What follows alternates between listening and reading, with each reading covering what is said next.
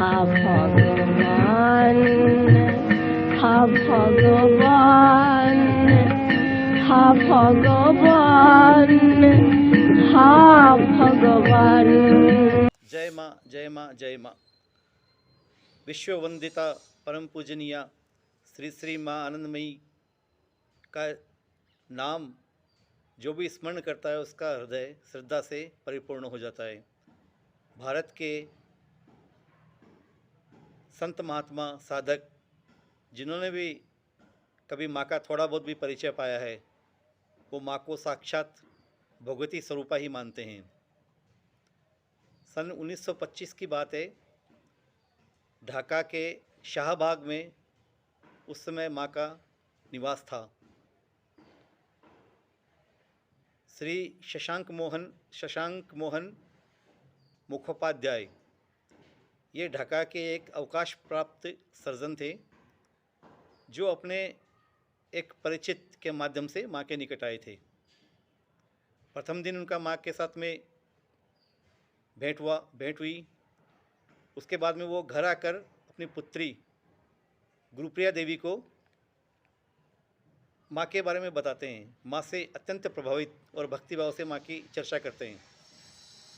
गुरुप्रिया दीदी बहुत ही आकुल व्याकुल हो जाती है सुनकर और दूसरे दिन पुनः शशांक मोहन जी माँ का दर्शन करने के लिए गाड़ी में बैठकर जाते हैं। गुरुप्रिया जी की यह अपेक्षा थी कि मैं भी माँ के साथ पिताजी के साथ में माँ का दर्शन करने जाऊंगी, किंतु पिताजी उनको लेकर नहीं जाते हैं और वो गाड़ी में बैठ के जैसे ही चलने लगते हैं वो बाहर बरामदे में खड़ी खड़ी देखती है और उनके जाने के साथ साथ फुट फुट के रोती है। अभी तक माँ का दर्शन उनको नहीं हुआ है, केवल माँ के बारे में सुना है, तब ये स्थिति उनकी है। उसके बाद में 2 दिन के बाद में जब वो पुनः जाते हैं तब गुरुप्रिया दीदी को लेकर जाते हैं साथ में और जैसे ही वो माँ को देखती है मुग्ध हो जाती है। माँ उनको हंसकर पूछती है, इतना दिन तक तुम कहाँ थी? उस पूछने में इतना आत्मीय और परिचित भाव होता है कि जैसे वो वर्षों से माँ के निकट हो। उसके बाद में गुरुप्रिया दीदी आती रहती हैं दर्शन करने के लिए और उनका हृदय माँ के साथ में पूरी तरह से जुड़ता जाता है और एक समय ऐसा आता है कि उनको लगता है कि माँ के बिना तो अब रहना ही संभव नहीं है। तो उनके पिताजी भी इसकी सहर्ष अनुमति देते हैं क्योंकि पिताजी पहले ही माँ के भक्त बन चुके थे और बाद में उनका संन्यास हुआ। संन्यास के बाद में उनका नाम स्वामी अखंडानंद गिरी हुआ। तो दीदी 1925 से लेकर 1964 तक माँ के साथ में निरंतर रहती है। माँ का प्रवास पूरे भारतवर्ष में होता है।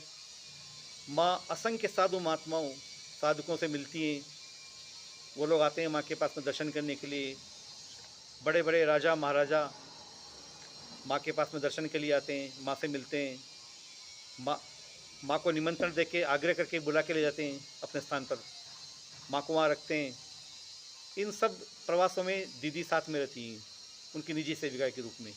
रात दिन माँ को छोड़कर उनका कोई भी नहीं है, कुछ भी नहीं है, माँ के सेवा में लगी रहती है। तो 1925 से दीदी अपनी डायरियाँ लिखना शुरू करती हैं। माँ के संबंध में लिखती जाती हैं। उनके लिखने में इतनी सच्चाई है कि जैसा देखा जैसा सुना वैसा ही लिखना, एक अक्षर भी अतिरंजित नहीं होना चाहिए, ये उनका प्रयास था। तो ये 40 वर्षों की दीर्घकाल की डायरियाँ जो दीदी लिखती थी, प्रतिदिन लिखती थी, उनका संकलन है। और जब ये संकलन पूर्ण हो जाता है तो दीदी ये सब कुछ संग्रह करके महोपाध्याय पंडित गोपीनाथ कविराज जी के पास जाती हैं, उनको ये सौंप देती है। गोपीनाथ जी इसका पूरा अध्ययन करते हैं और परिश्रम करके इसको एक पुस्तक का रूप देते हैं और साथ में एक बड़ी मार्मिक भूमिका लिखते हैं।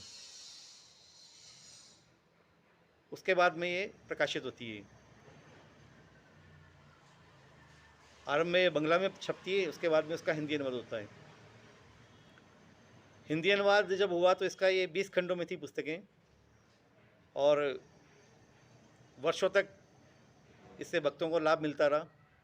उसके बाद में पिछले 30-35 वर्षों से ये पुस्तकें मुद्रण से बाहर हो गई, इनका छपना बंद हो गया। बहुत प्रयास किया गया किंतु ये छप नहीं पाई। तो जयपुर से इनका पुनः प्रकाशन भक्तों के आर्थिक सहयोग से हुआ।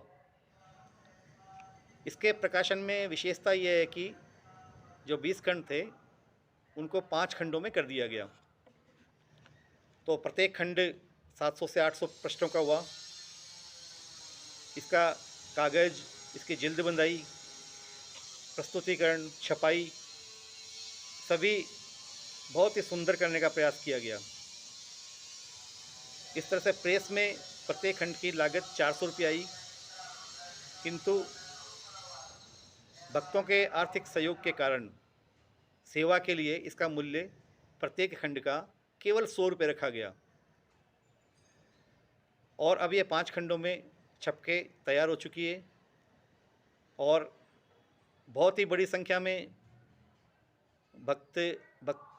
भक्तों के पास में जा भी चुकी है। अब इसकी कुछ प्रतियां शेष हैं।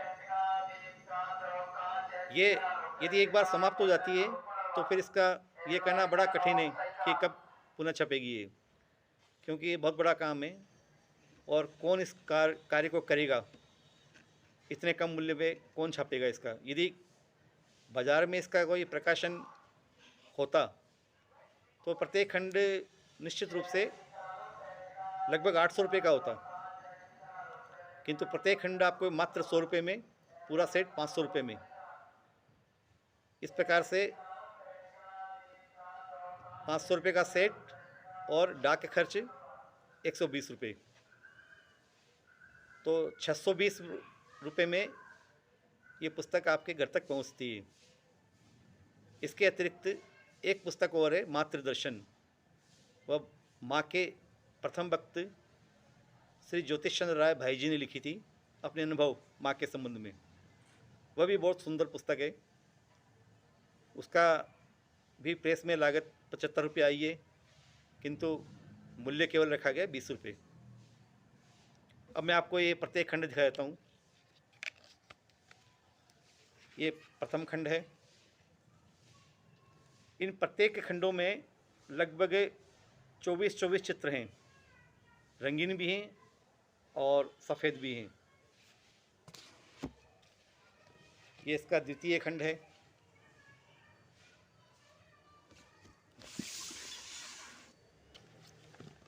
यह तृतीय खंड है।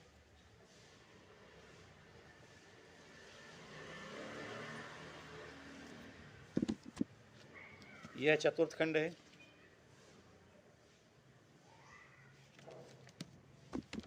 और ये अंतिम पंचम खंड है। बंधु, आप विलंब मत करिए, इस पुस्तक को, इन ग्रंथों को तुरंत मंगवाइए। मंगवाने के लिए हमारा नंबर है 9829547773 98 295 477 73। मैं सुशील तांबी जयपुर से आपको ये भेजने वाला हूँ। जैसे ही आप फ़ोन करेंगे मैं आपको व्हाट्सएप पे अकाउंट डिटेल दूंगा, उसमें आप जमा कराएंगे।